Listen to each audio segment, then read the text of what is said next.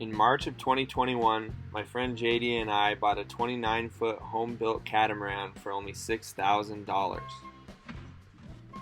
Designed by Australian Ross Turner, the Jarcat Coral Coast 29 has a center cockpit with a 15-foot beam, 2-foot draft, and 2 relatively spacious cabins with queen-size beds. The boat's builder, Mike Kelly, had previously built 13 houseboats and a handful of sailboats, one of which was a cement ketch that he successfully sailed to Tahiti. In 2004, Mike started construction of this plywood dream in his backyard in Stanwood, Washington. A few years later, he set sail for South Pacific, but had an issue with his steering system and was forced to turn back home for repairs. Health issues ultimately prevented him from completing that journey, and the boat ended up sitting in the same yard it was built, the same yard we got our first look at it over a decade later.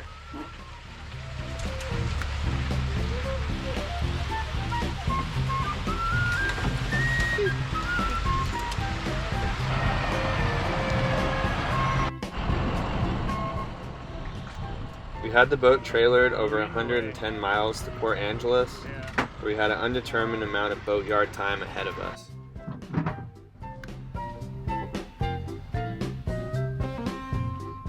JD was living in his camper and had been chasing snow all winter. When I asked if he was interested in buying the catamaran with me, he said he'd be there in a week. Turns out he's a man of his word.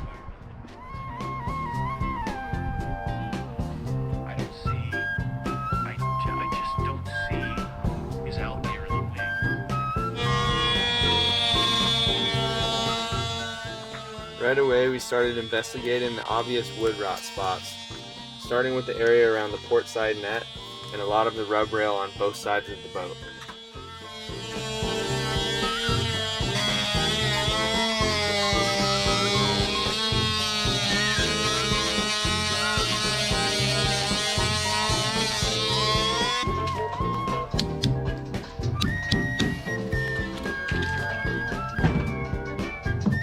Nice, huh?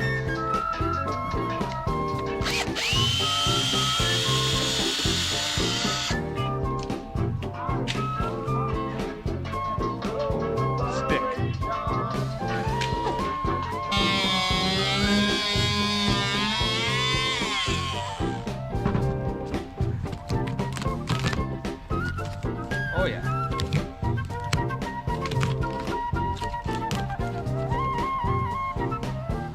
Project.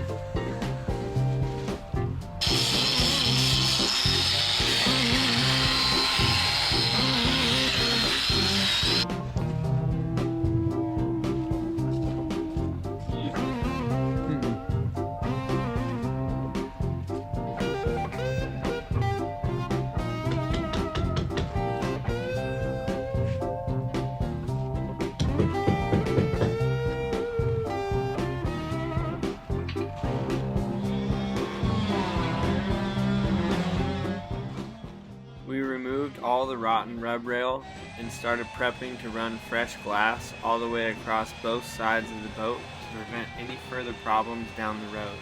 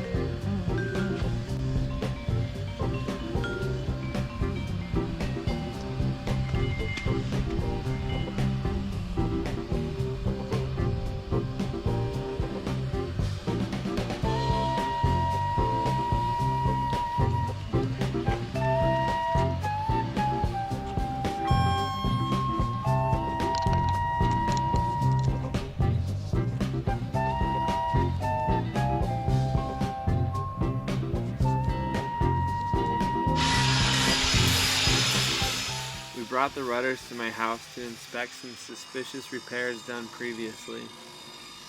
It turned into a classic can of worms scenario, and the next thing we knew, we had sanded and added cloth to every inch of both rudders.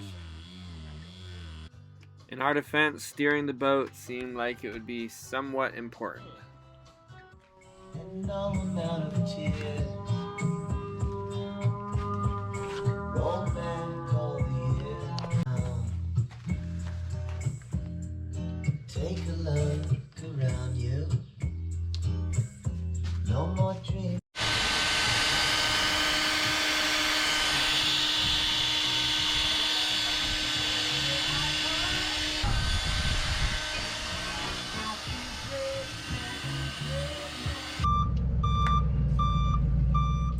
The quote we got on the crane that usually raises masts in this yard was a bit pricey for our taste. So we hired a cheap boom truck recommended by my neighbor Bill. Even with our super short rig, the boom was barely tall enough to get the job done.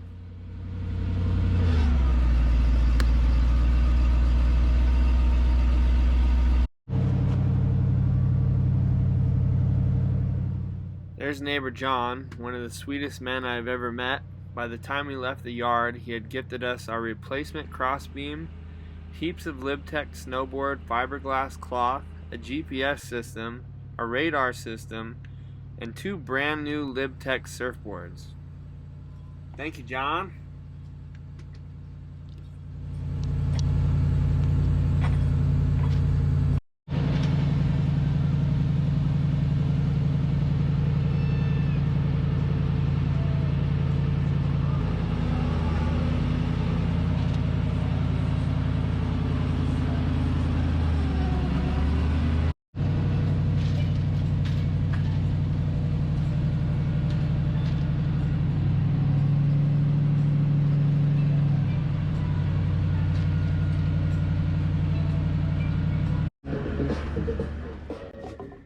Thinking that we had already removed most of the severe wood rot, we began stitching up the wounds. Little did we know there would be a few surprises left ahead.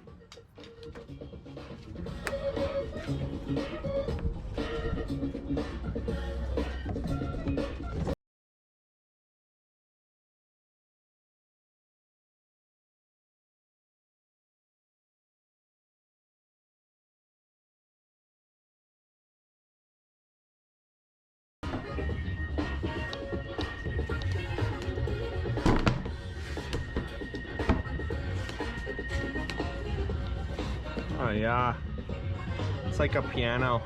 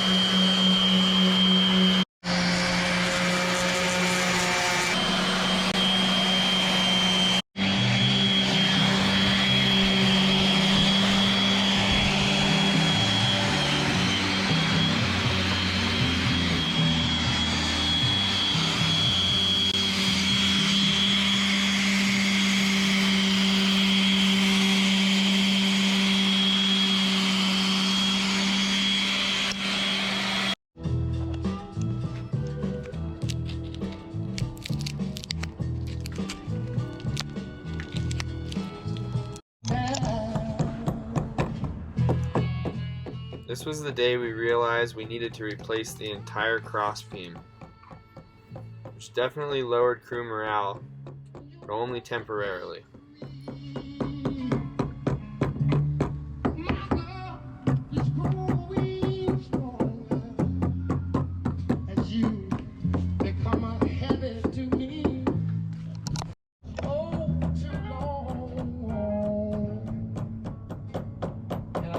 Stop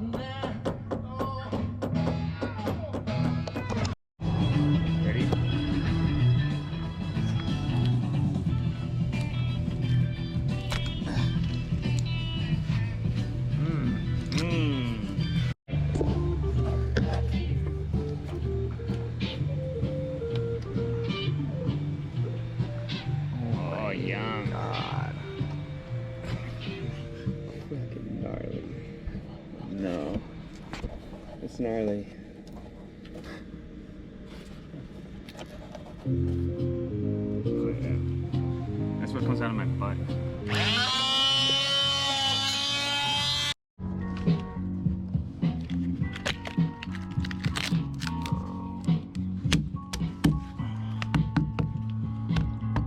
Oh yeah.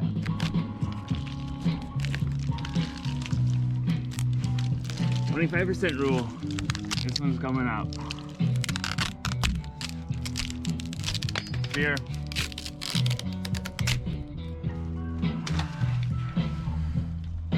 Fuck. Not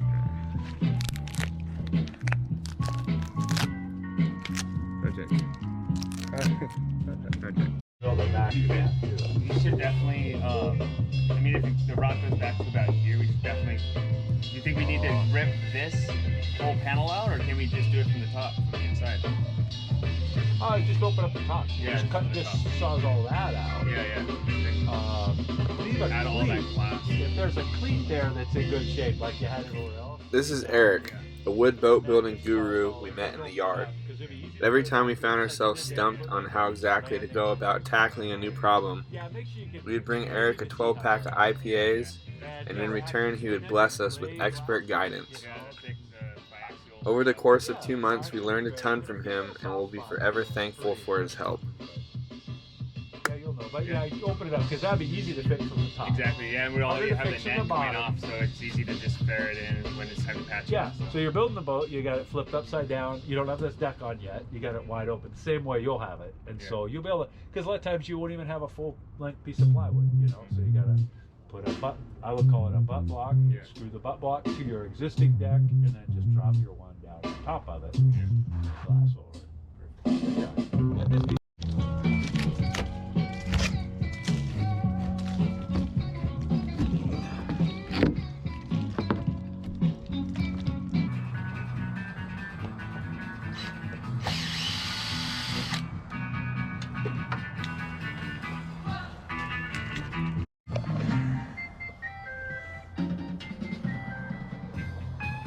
What?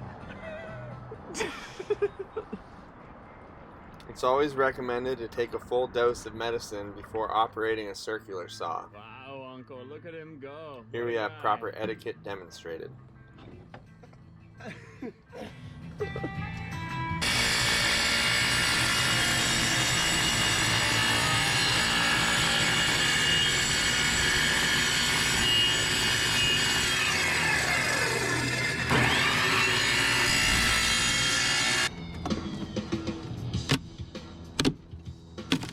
Yeah, broke. There's the other one. Well, it's broken. Cool. This will be easy to work. Wow. Our rot surprises are not yet over. We discovered that almost the entire center bit dealie was rotten and infested with maggots. We initially hoped we could remove the wet wood and replace it with glass, but ultimately decided to rebuild the whole thing.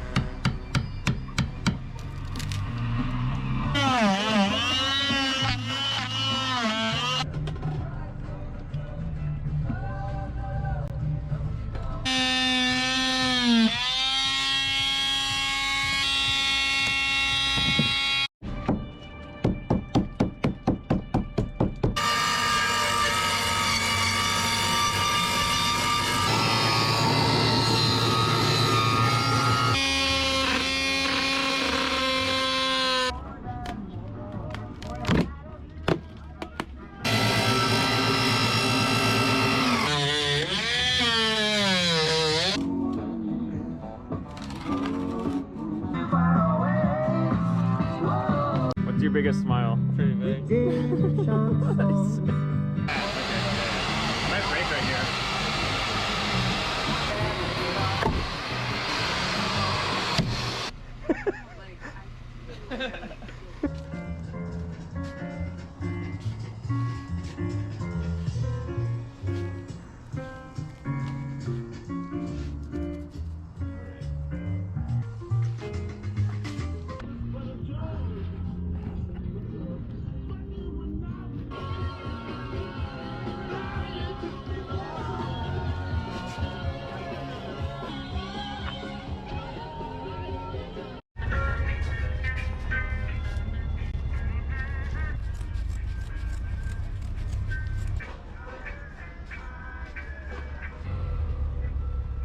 This is the thick biaxial LibTech snowboard cloth we got from John.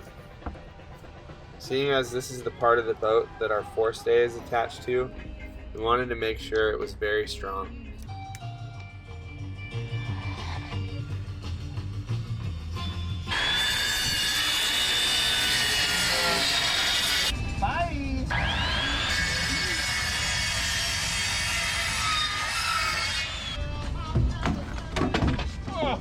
And the grain is really nice. I mean, it's a good piece of wood. You wouldn't find a better piece. Oh, cool. John milled this piece of Douglas fir on his own property over 25 years ago. Eric tested it with his moisture meter and told us it was the perfect piece of wood. We began shaping it to match the old beam and preparing it for glass. In the end, I only had to cut off 2 inches, which seemed awfully serendipitous.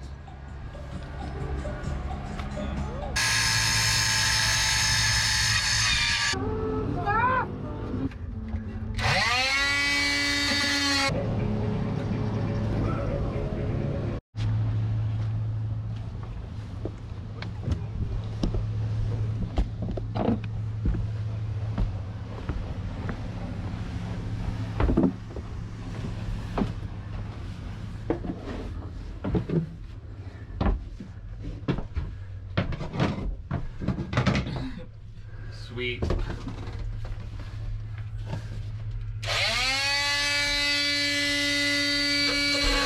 God. Yeah, we're not too far off. I've done it now.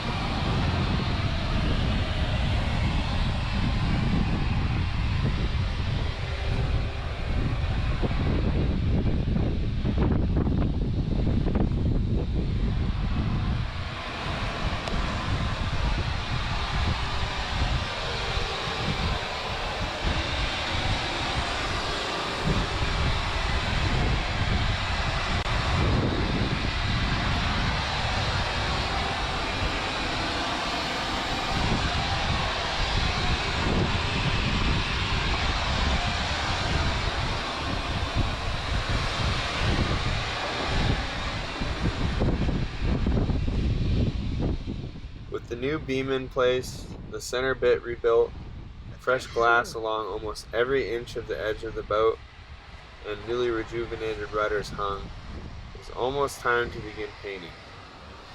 So we thought.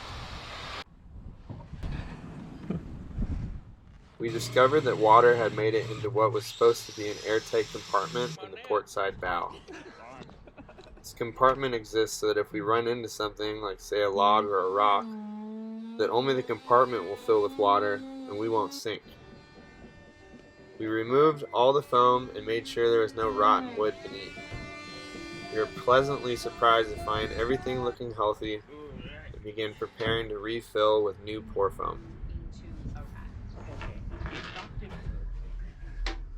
By the third or maybe fourth batch of foam we mixed, we got a bit overconfident in how much we could successfully mix and pour before it started expanding. We ended up making a pretty large mess. We didn't get it on camera, but let's just say we had to bathe in acetone at the end of the day. This entire time, and so if he does come back. Oh fuck, rain cloud. Let me steps out real quick.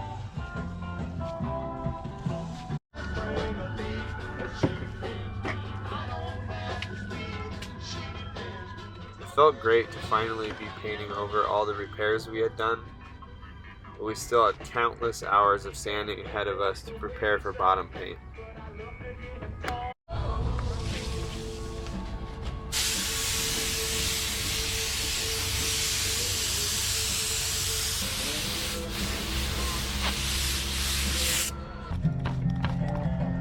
In my own something I keep working on seems so far away. The tape off. Sick.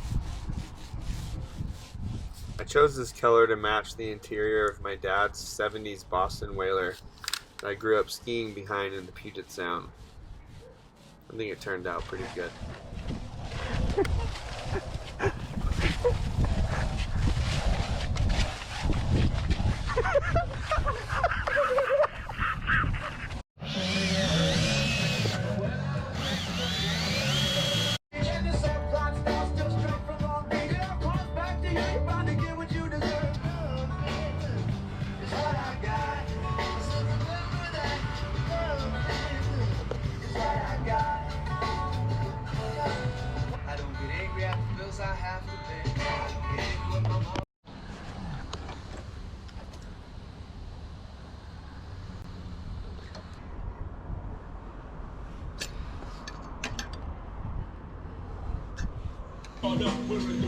Seeing as the 160 plus poorly sealed screws holding the nuts in place were the origin of most of our rot issues, we made sure to drown the new screws in 5200.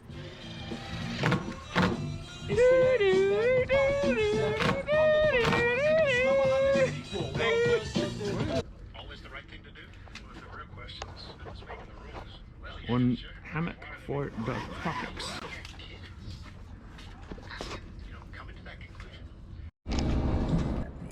We didn't capture any of the agonizing days spent laying on our backs sanding the bottom of the boat on camera, but maybe that's for the best so we don't have to relive our own personal purgatory. Sanding bottom paint is truly one of the least pleasant activities I know of. After 2 coats of bottom paint, installing dodgers, and putting our sails on, it was finally time to see if this thing would float. After our estimated 2-week project turned into 2 months of being in the boatyard all day, 7 days a week, it was truly a euphoric feeling to finally be ready to put her in the water.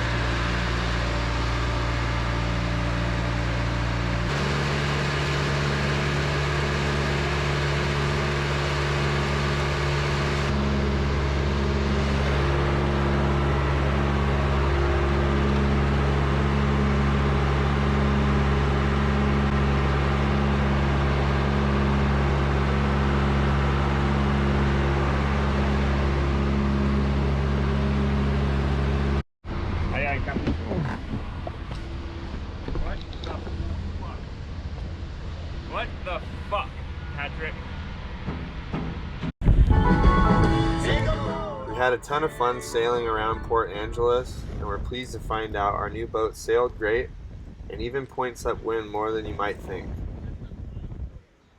With no shortage of wind in the Strait of Juan Fuca, we really got to do a proper shakedown right off the bat. One uncle Mirage meets the other uncle. Stay tuned for our next episode where we spend the summer in the San Juan Islands before sailing down the west coast Channel Islands on our way to Mexico and beyond. What the Oh,